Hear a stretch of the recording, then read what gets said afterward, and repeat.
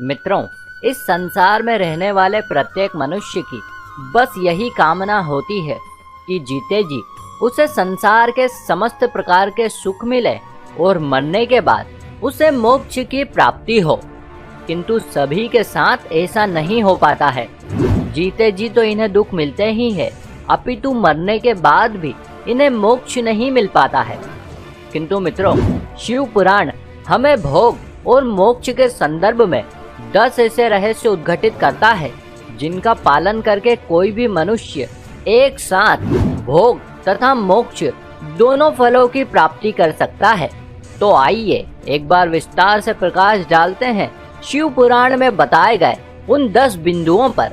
नमस्कार और एक बार फिर स्वागत है आप सभी का आपके अपने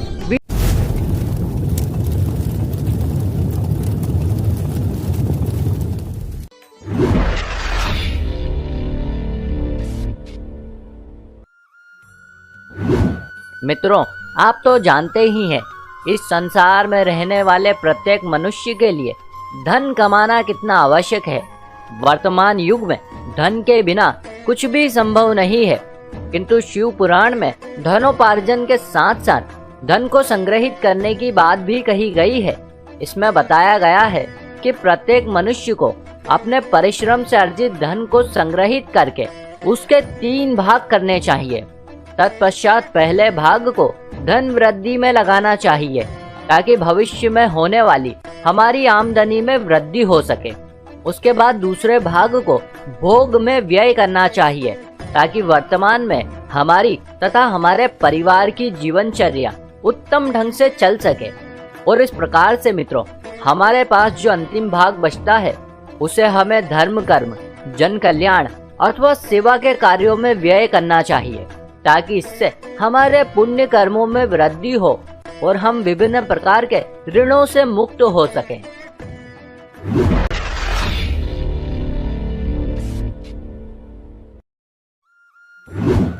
मित्रों, आपको तो पता ही है हम मनुष्यों के लिए क्रोध कितना अधिक हानिकारक है।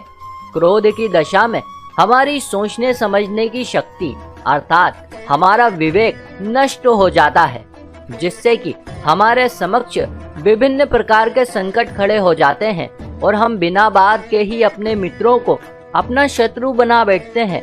इसी वजह से शिव पुराण हमें सदैव क्रोध न करने का संदेश देता है। यह हमें बताता है कि हमें आत्मचिंतन करके क्रोध का त्याग करना चाहिए ताकि किसी भी दशा में हमें क्रोध ना आए। किंतु फिर भी यदा कदा कभी क्रोध आ भी जाए तो इसी दशा में हमें कोई भी वचन नहीं बोलना चाहिए, क्योंकि जब हम क्रोध अथवा आवेश में आकर अपने मुख से कोई ऐसा वचन बोल देते हैं जो सुनने वाले को अप्रिय लगता हो तो फिर वो व्यक्ति भी ऐसी ही प्रतिक्रिया व्यक्त करता है, जिसे सुनकर हमारा क्रोध और भी अधिक बढ़ जाता है, जिससे कि बाद में हमें बहुत ही पछतावा होता है।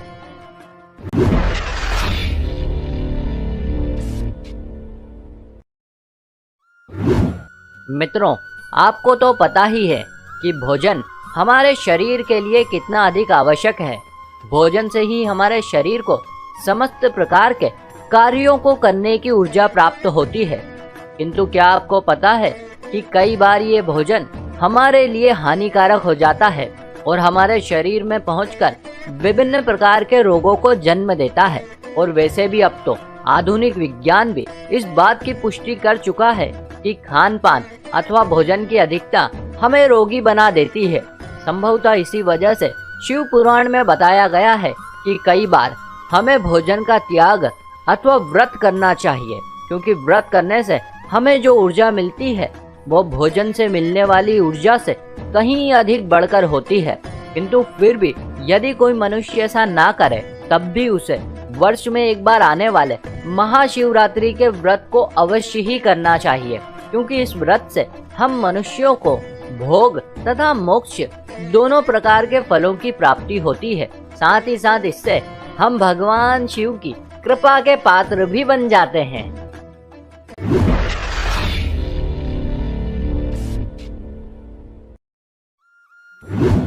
मित्रों, हमारे हिंदू धर्म में किसी भी कार्य को करने का उचित समय अर्थात मुहूर्त निर्धारित किया जाता है, जिससे कि हमारा वो कार्य बिना विघ्न अथवा बाधा के संपन्न हो सके। इसी प्रकार से प्रतिदिन जब सूर्य देव अस्त होते हैं और चंद्रमा उदय होने की तैयारी में रहते हैं, तब का समय संध्या काल का समय कहलाता है। और इसी संध्या काल के संदर्भ में शिव पुराण में विस्तार से बताया गया है। इसमें लिखा है कि संध्या काल के समय त्रिनेत्रधारी भगवान शिव अपने दिव्य नेत्रों से तीनों लोकों को देख रहे होते हैं। अतः उस समय जो कोई भी प्राणी कटुवचन कहता है या क्रोध, सहवास, भोजन अथवा यात्रा इत्यादि करता है, तो निश्चित ही वो पाप का भागी बनता है और फिर उसे भगवान शिव के क्रोध से कोई नहीं बचा सकता है। तो मित्रों, भलाई इसी में है कि हमें संध्या कालीन के समय इन सभी कार्यों को करने से बचना चाहिए।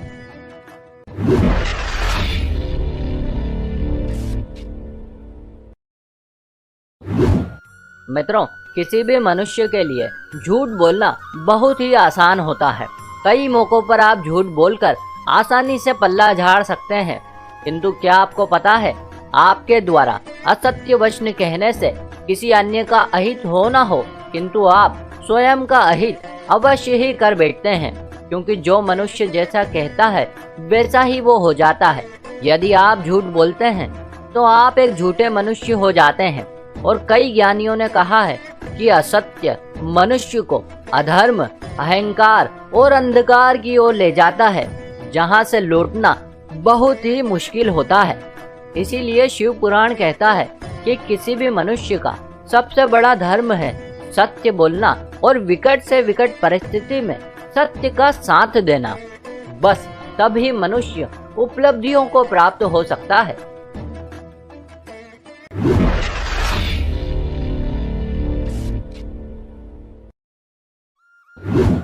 मित्रों, प्रत्येक मनुष्य कोई भी कार्य अपने हित और स्वार्थ को ध्यान में रखकर करता है। इसी वजह से उसका फल भी उसे सीमित मात्रा में ही प्राप्त होता है। और कई बार तो बहुत से मनुष्य कर्म करने से पहले ही उसके प्रतिफल को लेकर चिंतित होना शुरू हो जाते हैं। उदाहरणार्थ, यदि कोई व्यापारी व्यापार करता है तो वो इस बात को लेकर पहले से ही चिंतित होना शुरू हो जाता है कि कहीं उसे लाभ के स्थान पर हानि हो गई तो उसका क्या होगा, जबकि उसे ये बात अच्छे से पता है कि ये व्यापार है और व्यापार में लाभ और हानि तो होती ही रहती है, भले ही वो इसकी चिंता करे अथवा ना करे। किंतु मित्रों, इसके ठीक विपरीत, यदि कोई व्यक्ति निष्काम भाव से कर्म करे, अर्थात यदि कोई व्यक्ति ये सोचकर व्यापार करे कि यह व्यापार उसका नहीं अपितु परमात्मा का व्यापार है और वो तो बस इस व्यापार का सेवक मात्र है और सुबह से शाम तक परमात्मा रूपी सेठ की सेवा करता है, अब यदि लाभ हो तो भी ठीक और यदि ना हो तो भी ठीक। निश्चित ही मित्रों, ऐसी मनोदशा रखने से हानि नहीं अपितु लाभ ही होगा। साथ ही साथ व्यर्थ की चिंताओं से मुक्ति भी मिल जाएगी।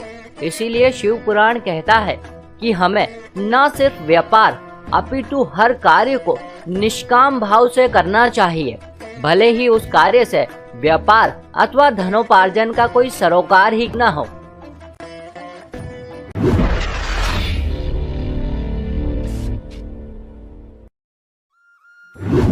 मित्रों, यदि ध्यान से देखा जाए तो किसी भी मनुष्य के लिए सबसे बड़े दुख का कारण उसकी असीमित इच्छाएं होती है।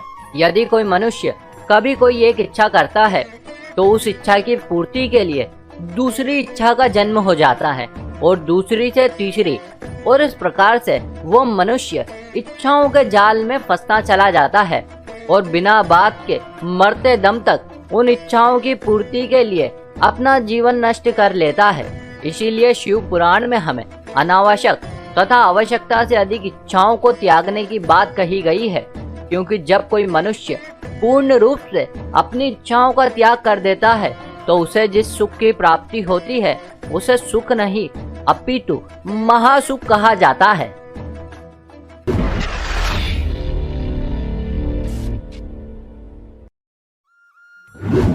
मित्रों, इस संसार में कई मनुष्य किसी न किसी व्यक्ति वस्तु अथवा परिस्थिति से आवश्यकता से अधिक आसक्ति या मोह लगाए बैठे हैं और यही मोह उनकी असफलता और दुख का कारण भी बनता है। उदाहरणार्थ, यदि कोई व्यक्ति अपनी प्रेमिका से मोह लगा ले तो फिर उसे अपनी प्रेमिका के आगे संसार के सारे सुख व्यर्थ ही प्रतीत होने लगेंगे। यदि प्रेमिका खुश रहेगी तो वो भी खुश रहेगा और यदि प्रेमिका दुखी हो गई तो वो भी दुखी हो जाएगा और यदि कभी प्रेमिका छोड़कर चली गई तो वो दुख के सागर में डूबकर मर ही जाएगा। इसीलिए शिव पुराण हमें मोह का त्याग अर्थात निर्मोही रहकर जीवन यापन करने की सलाह देता है, क्योंकि जब आप पूर्ण रूप से निर्मोही हो जाते हैं तब ही आप केवल परमात्मा के मोह में उतर पाते हैं और वो ना ही कभी आपको दुखी होने देगा और ना ही कभी आपको छोड़कर कहीं जाएगा। तब आपको सही अर्थों में आनंद और सच्चे सुख की प्राप्ति होगी।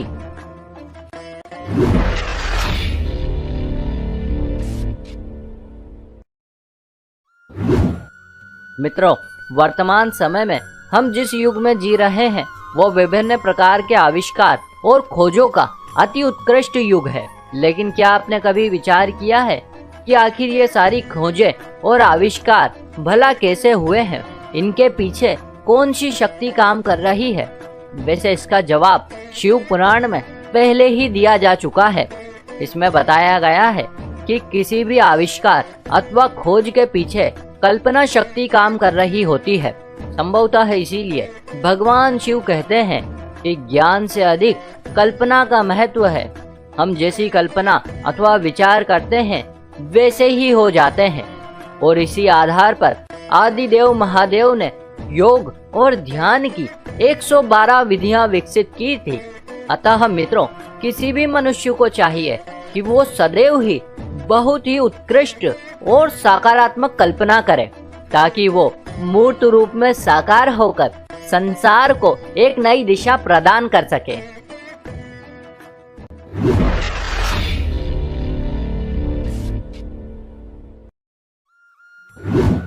मित्रों, शिव पुराण में बताया गया है कि जब तक मनुष्य अपने मन के अधीन रहता है तब तक वो ईर्ष्या, द्वेष, राग और हिंसा जैसी तमाम प्रकार की पाशविक वृत्तियों से घिरा रहता है, जिसे ज्ञानियों ने पशुवत अवस्था कहा है। किंतु जब कोई मनुष्य अपनी इन प्रवृत्तियों का त्याग कर देता है तो वो बहुत ही उत्तम अवस्था में पहुंच जाता है, जिसे सच्चिदानंद कहा जाता है। लेकिन मित्रों, भगवान शिव कहते हैं कि समस्त प्रकार की पशुवत वृत्तियों से मुक्ति केवल भक्ति और ध्यान के माध्यम से ही संभव हो सकती है। तो मित्रों, ये थी वे 10 बातें जिनका पालन करके कोई भी मनुष्य एक साथ भोग तथा मोक्ष दोनों प्रकार के फलों को प्राप्त कर सकता है। इसी के साथ हमारी ये जानकारी भी यहीं समाप्त हुई। आशा करते हैं आपको यह जरूर अच्छी लगी होगी। ऐसे और भी वीडियो देखने के लिए अभी सब्सक्राइब करें वीडियो कलश यूट्यूब चैनल को।